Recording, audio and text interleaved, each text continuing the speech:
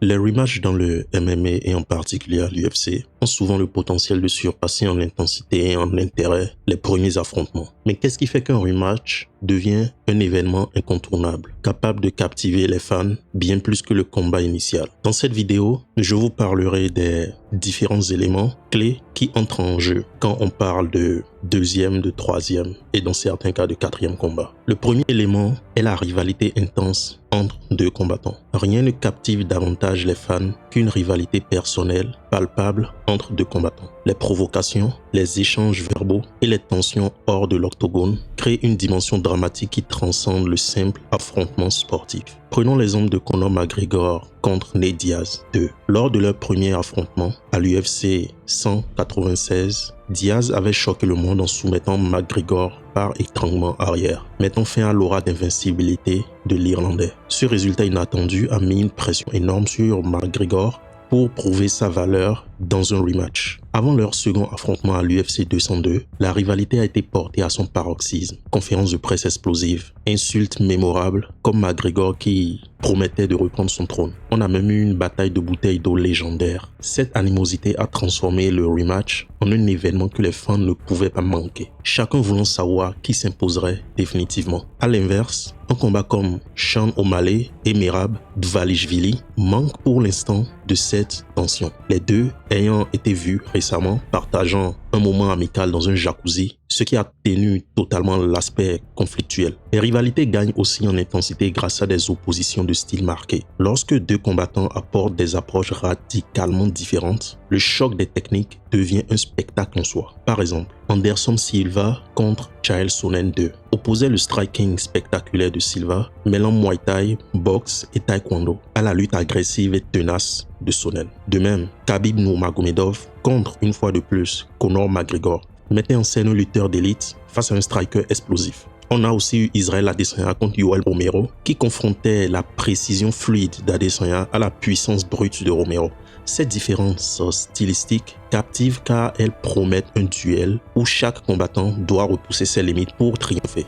Le deuxième aspect qui crée de l'engouement pour un rematch est un premier combat serré ou controversé. Un premier combat dont l'issue incertaine ou serrée donne aux fans une raison impérieuse de réclamer une revanche. John Jones contre Alexander Gustafsson à l'UFC 165 en est l'illustration parfaite. Considéré comme l'un des combats les plus compétitifs de l'histoire de l'UFC, cet affrontement a vu Gustafsson défier Jones avec un striking technique et une défense impressionnante contre les takedowns. Même si Jones a remporté une décision unanime, beaucoup ont jugé le verdict controversé, laissant planer un doute sur la domination de John Jones. Même si le combat est arrivé des années plus tard, ce suspense a rendu leur rematch très attendu et les fans voulaient une réponse claire. Les controverses arbitrales ou les décisions litigieuses des juges amplifient encore cet effet. Comme exemple, nous avons Georges Saint-Pierre contre Johnny Hendricks qui a suscité un vif débat lorsque Saint-Pierre a conservé son titre par une décision jugée discutable par beaucoup, alimentant ainsi l'intérêt pour une revanche. Plus récemment, en mars 2024, en France, nous avons eu le combat entre Cédric Doumbé et Baïsangour Baki Chamzoudinov qui a créé une polémique. Doumbé a perdu par TKO au troisième round après qu'une écharde dans son pied a compromis sa capacité à continuer. Il a contesté la décision réclamant un no contest, mais la Fédération française de MMA a validé la victoire de Baki. Cette fin controversée a immédiatement généré un engouement pour un rematch qui arrivera probablement. Le troisième facteur qui crée de l'engouement chez les fans et qui rend un rematch intéressant est l'évolution et le progrès des combattants. Un rematch devient fascinant lorsque les combattants montrent des progrès significatifs entre les deux affrontements. Les fans adorent voir si des ajustements tactiques ou techniques peuvent changer l'issue du combat. Dans le cas de Dustin Poirier contre Conor McGregor 2, Poirier a démontré une évolution impressionnante, corrigeant ses erreurs du premier combat pour dominer McGregor avec une stratégie plus aboutie. Et cette victoire a même été suivie par une autre en 2021 où Dustin Poirier a abattu une deuxième fois dans leur troisième combat Conor McGregor, rendant l'histoire encore plus captivante et donnant une réponse finale aux fans. La quête de rédemption est un moteur narratif puissant dans les rematchs. Lorsqu'un combattant revient après une défaite cuisante, prêt à prouver qu'il a grandi, l'intrigue devient irrésistible. Cette dimension psychologique ajoute une couche d'émotion qui attire les spectateurs, curieux de voir si le perdant peut renverser la vapeur. Le quatrième facteur qui est important pour créer de l'engouement dans un rematch constitue les moments mémorables du premier combat. Un premier combat mémorable marqué par des instants dramatiques ou spectaculaires pose les bases d'un rematch attendu. McGregor contre Diaz 1 est resté gravé dans les mémoires. La soumission surprise de Diaz sur un McGregor juste là invaincu à l'UFC a créé un choc monumental. Ce retournement de situation combiné à l'intensité émotionnelle du moment a alimenté une soif de revanche.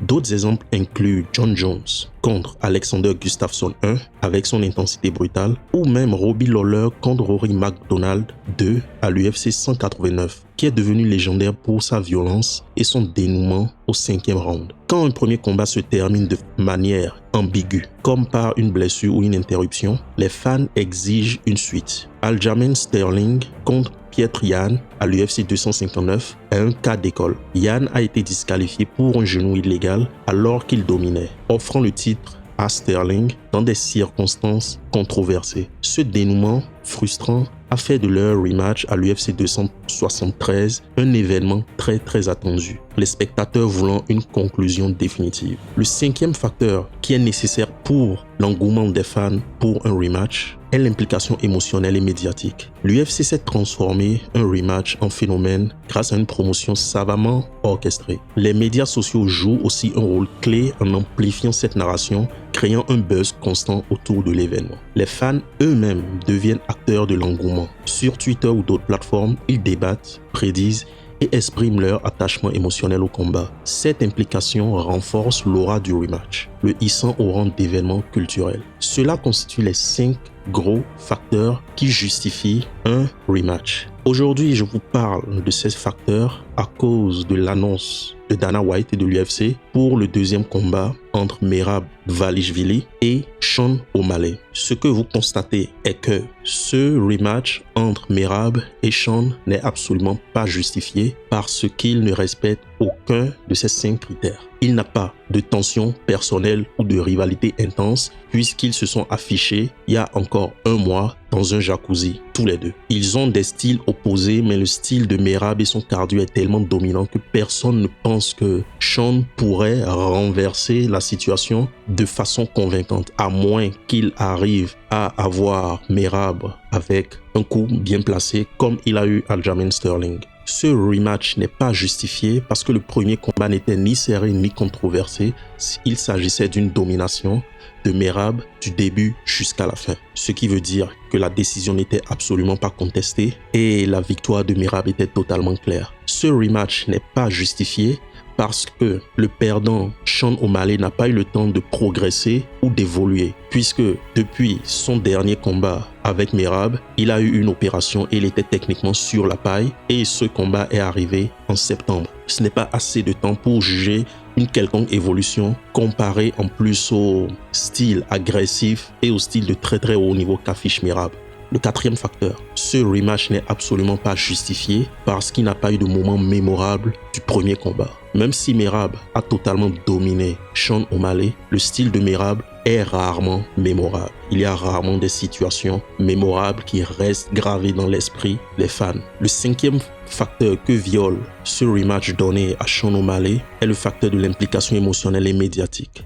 Même si l'UFC fait de son mieux pour faire la promotion de ce combat, ou du moins ils feront de leur mieux pour faire la promotion de ce combat, les fans ne sont absolument pas impliqués émotionnellement dans ce combat. À travers les réseaux sociaux, très peu débattent de l'issue possible d'un deuxième combat entre Sean O'Malley et Merab Dvalishvili. Un rematch devient plus captivant que le premier combat grâce à une combinaison de facteurs. Une rivalité intense, un premier affrontement serré ou controversé, des progrès visibles des combattants, des moments inoubliables et une promotion médiatique qui engage les fans émotionnellement. Ces ingrédients ont donné naissance à des revanches iconiques comme McGregor contre Diaz 2 ou Jones contre Gustafsson 2. Pour que Dvalishvili contre O'Malley atteigne ce niveau, il faudrait davantage de tension narrative et il faudrait prouver qu'O'Malley a corrigé ses failles après un premier combat à sens unique. Sans ces éléments, ce rematch risque de ne pas égaler les plus grandes revanches de l'histoire de l'UFC. Et la réponse à cette question, vous l'avez probablement déjà. C'était tout pour moi aujourd'hui. Si vous avez aimé cette vidéo,